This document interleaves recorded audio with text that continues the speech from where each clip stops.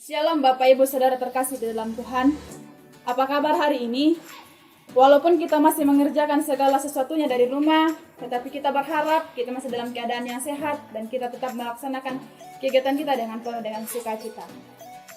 Sebelum kita merenungkan akan firman Tuhan, kita membuka kitab kita melalui Matius 16 ayat 13 sampai 20. Mari kita tenang, kita berdoa. Terima kasih ya Tuhan atas kasih dan penyertaan dalam hidup kami. Walaupun dalam keadaan saat ini, kami yakin dan percaya Engkau senantiasa menguatkan kami. Hari ini kami akan membaca, merenungkan firman-Mu. Kiranya kami boleh dikuatkan di tengah pandemi COVID-19 yang terjadi saat ini. Roh Kudus-Mu kiranya menyucikan hati dan pikiran kami untuk merenungkan firman-Mu. Di dalam nama Tuhan Yesus kami berdoa. Amin. Matius 16 ayat 13 sampai 20. Lembaga Alkitab Indonesia memberikan judul Pengakuan Petrus. Firman Tuhan. Setelah Yesus tiba di Kaisaria Filipi, ia bertanya kepada murid-muridnya. Kata orang, siapakah anak manusia itu? Jawab mereka, ada yang mengatakan Yohanes Pembaptis, ada juga yang mengatakan Elia, dan ada pula yang mengatakan Yeremia atau salah seorang dari antara para nabi. Lalu Yesus bertanya kepada mereka, tetapi apa katamu? Siapakah aku ini? Maka jawab Simon Petrus, engkau adalah Mesias anak Allah yang hidup. Kata Yesus kepadanya, berbahagialah engkau Simon bin Yunus, sebab bukan manusia yang mengatakan itu kepadamu, melainkan Bapa-Ku yang di surga. Dan aku pun berkata kepadamu, engkau adalah Petrus, dan di atas batu karang ini, aku akan mendirikan jemaatku. Dan alam maut tidak akan pernah menguasainya. Kepadamu akan kuberikan kunci kerajaan sorga. Apa yang kau ikat di dunia ini, akan terikat di sorga. Dan apa yang kau lepaskan di dunia ini, akan terlepas di sorga. Lalu Yesus melarang murid-muridnya, supaya jangan memberitahukan kepada siapapun bahwa ia Mesias. Dari pembacaan kita saat ini, ayat 13 sampai ayat yang ke-20, diberikan satu perenungan tema sesuai dengan kehidupan yang kita jalani saat itu, saat sekarang ini, yaitu pengakuan iman di tengah wabah COVID-19. Pengakuan iman di tengah wabah COVID-19. Saat ini kita mengalami krisis global. Mungkin krisis paling besar di generasi yang kita jalani saat ini. Wabah yang sangat mengguncang keadaan dunia. Wabah yang pertama kali terjadi di Wuhan ini menewaskan jutaan orang. Bahkan membuat seluruh umat manusia takut. Berbagai negara yang mulai terjangkit virus ini mulai melakukan beberapa hal untuk mencegah penularan virus corona. Nah, melalui virus ini banyak orang yang berpendapat dengan bebas. Ada yang mengatakan bahwa wabah ini merupakan ujian dari Tuhan. Ujian untuk manusia mengingat siapa sebenarnya penciptanya.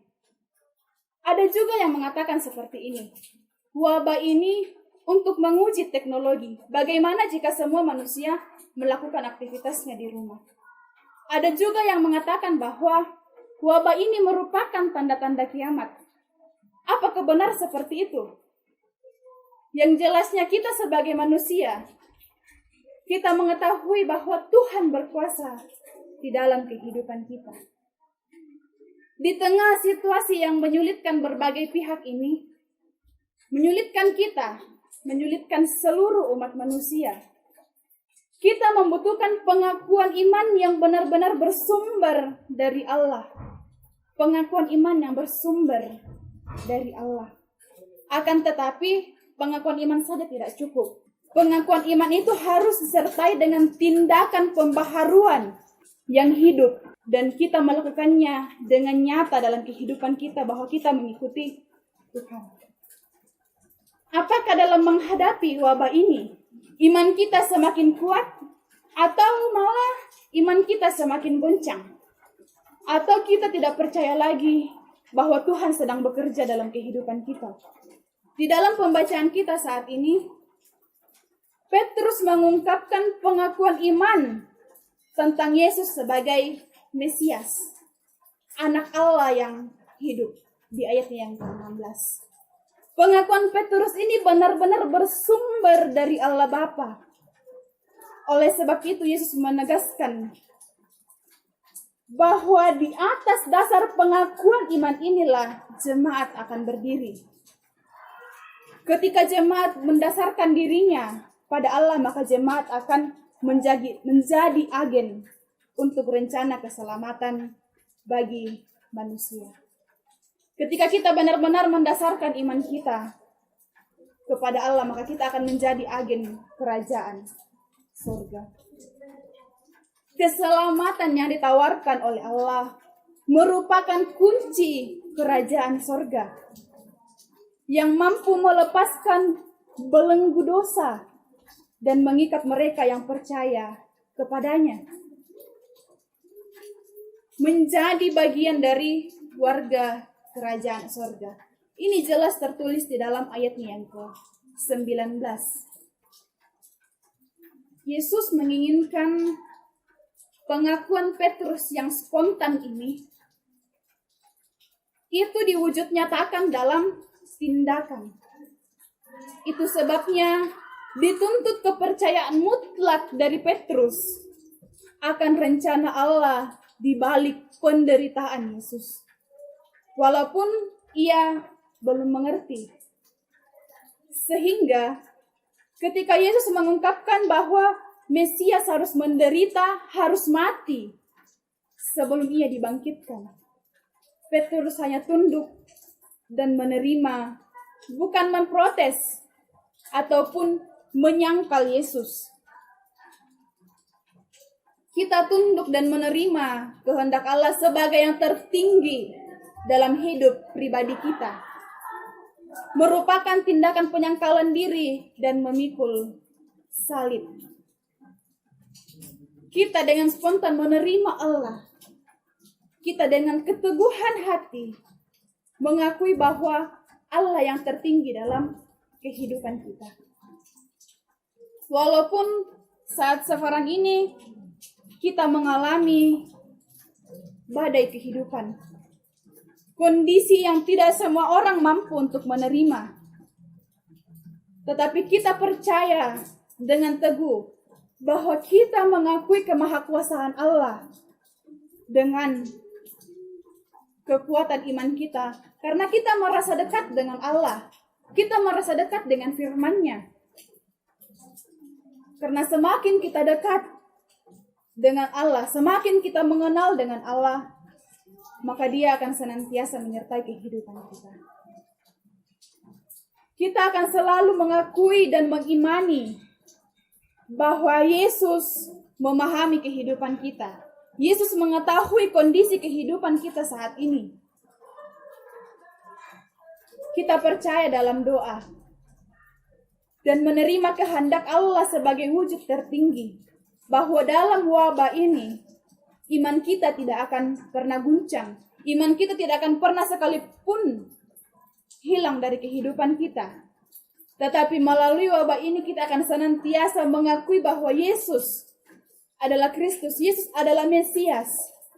Kita akan semakin kuat dan teguh mengakui kemahakuasaan Yesus dalam kehidupan kita.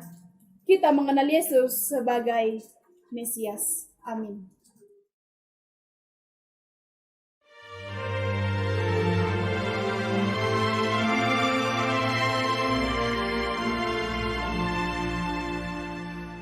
Ku percaya Allah yang kekal, yang oleh sabda kita kenal.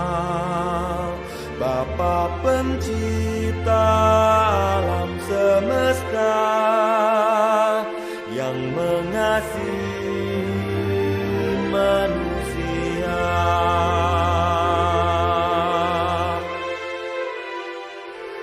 Aku percaya Putra Tunggalnya,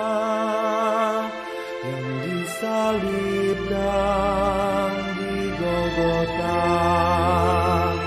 yang dari kubur bangkit dan menang, naik ke surga dalam terang.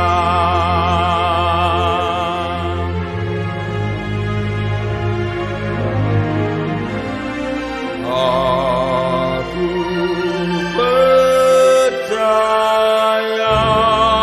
pada Roh Kudus yang mendiami kita terus. Aku percaya gereja yang esa, jadi suci di dalamnya.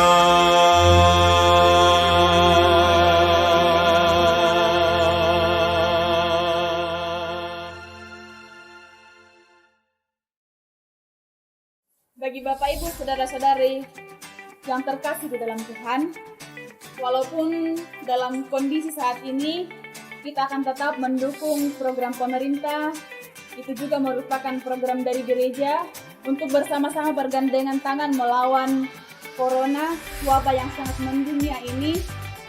Dan jika memang kita harus melakukan kegiatan kita di luar rumah, kita tetap menggunakan masker, menggunakan jaket ketika beraktivitas di luar rumah, jaga jarak, dan jangan lupa cuci tangan, gunakan hand sanitizer jika kita di tengah kerumunan orang atau banyak orang.